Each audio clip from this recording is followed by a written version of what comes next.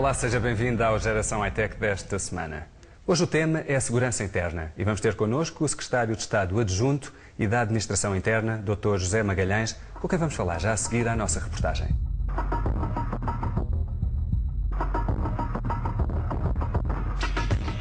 Estudos mostram que a segurança é a principal preocupação dos portugueses, nomeadamente a segurança interna. Mas no mundo globalizado, qual a percepção que os portugueses têm das ameaças à segurança interna do país? Já me senti mais segura do que atualmente. Até agora não tenho tido nenhum problema. Eu escolho os sítios por onde ando, mas nos sítios que eu frequento, sinto-me bastante segura. Penso que atualmente todos os locais são inseguros. As nossas fronteiras abertas são abertas, têm que ser, mas não são controladas. A nível de aeroportos também acho que temos alguma falha na segurança. Uma das causas são os imigrantes sem documentos que vêm para aqui sem trabalho.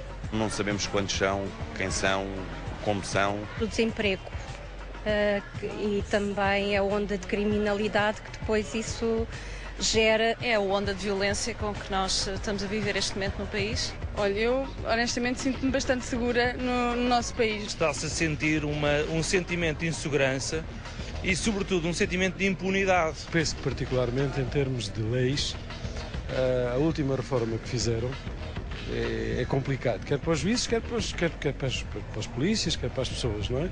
Porque esses não têm a segurança naquilo que fazem. Penso que eles cumprem aquilo que devem dentro dos meios e recursos que têm. Preocupam-se com outras coisas e que não a nossa estabilidade e o nosso bem-estar. Também não tem muitas condições. Também há falta de condições que eles têm. Tudo o que seja a polícia ter mais poder para agir. Repara, eu faço a minha própria segurança. Quer dizer que não me sinto seguro. O grupo de operações especiais é chamado a intervir em casos extremos, muitas vezes como última opção, e tem que estar sempre preparado para dar a melhor resposta às diferentes ameaças que possam surgir. O grupo de operações especiais é uma das subunidades operacionais da Unidade Especial de Polícia. Desde logo há um enquadramento legal, nomeadamente no que toca a recurso a armas de fogo, um quadro legal muito apertado. Portanto, há pessoas também que tendem a pensar que os elementos da Unidade Especial de Polícia, os elementos do GOI, têm regras distintas relativamente ao uso da força. Negativo. Portanto, as regras são muito apertadas, há um quadro muito apertado e normalmente não são admissíveis danos colaterais. Portanto, normalmente isso tem um nome no Código Penal. Para pertencer ao grupo de operações especiais, antes de mais, é preciso ser elemento da PSP. Portanto, não há admissões diretas sem passar, portanto, pela PSP. Depois, há um conjunto de requisitos, foram definidos um conjunto de requisitos que os concorrentes têm que cumprir para poderem sequer ser admitidos ao concurso. Não ter mais de 30 anos de idade, ver bem, não ter deficiências físicas e por aí fora, terem uma folha de serviço limpa, uma boa avaliação de serviço, há um conjunto de pré-requisitos. Desde logo não queremos heróis, não queremos ramos, está fora de questão, queremos pessoas com um low profile, mas que simultaneamente reúnam condições de coragem, de decisão, capacidade de trabalhar a equipa e, obviamente, uma capacidade analítica sob pressão, resistência à fadiga, uma boa aptidão física geral.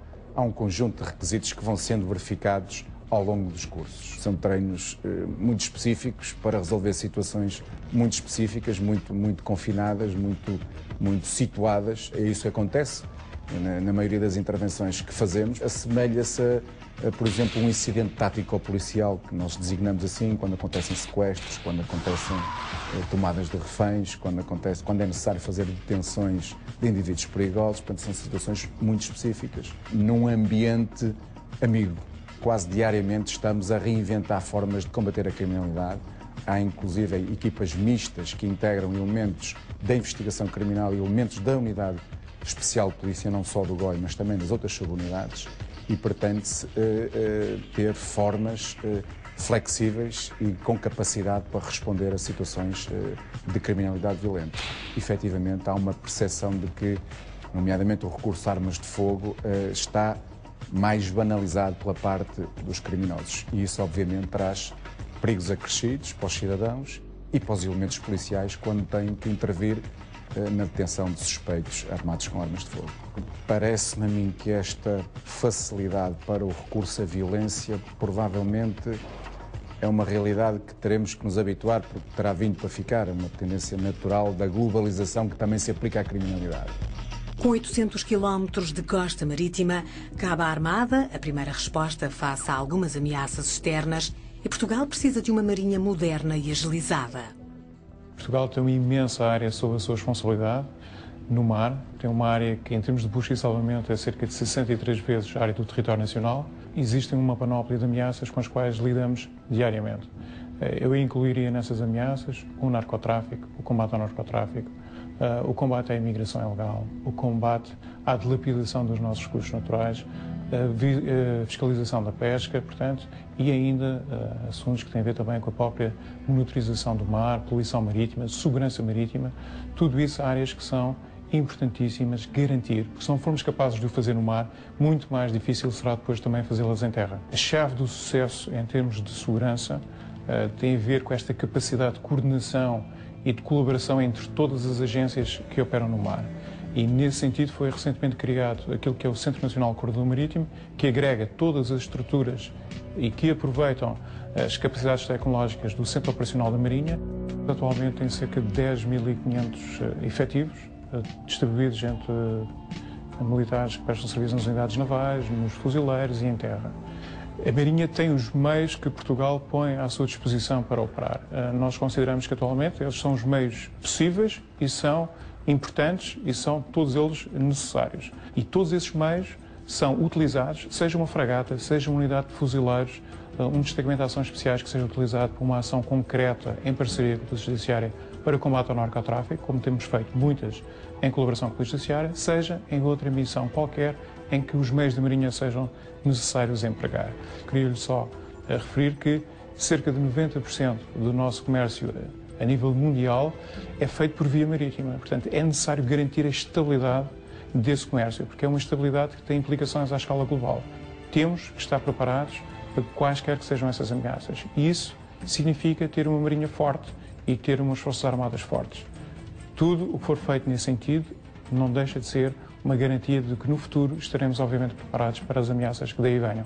Temos que ser capazes de garantir que o nosso espaço, sob nossa responsabilidade, está devidamente protegido e devidamente garantido. O tráfico de seres humanos, seja para prostituição, seja para trabalho ilegal, é uma das maiores ameaças à segurança interna de um país.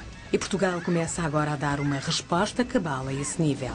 Em 2007 houve uma revisão do Código Penal e o tráfico de seres humanos, em termos penais, criminais, teve uma revisão da sua definição. Está enquadrado na liberdade pessoal, o que significa que já não tem o pendor ligado só à questão da exploração sexual, como tinha anteriormente, e, portanto, atualmente hoje é uma definição mais vasta e que enquadra, obviamente, não só a questão da exploração sexual, mas também a exploração laboral e a questão das vítimas menores associado à questão da adoção também.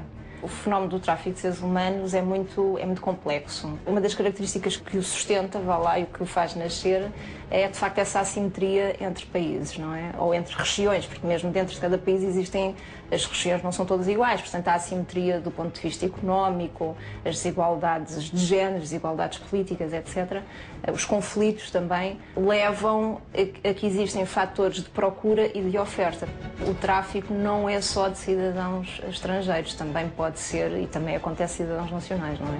Comparado com outros fenómenos criminais, o tráfico de seres humanos não é do que tenha mais peso ou representatividade em termos da criminalidade nacional, embora seja e mereça toda a atenção. E é um fenómeno muito obscuro, portanto, às vezes é difícil de distinguir se é uma questão obviamente associada a toda a exploração.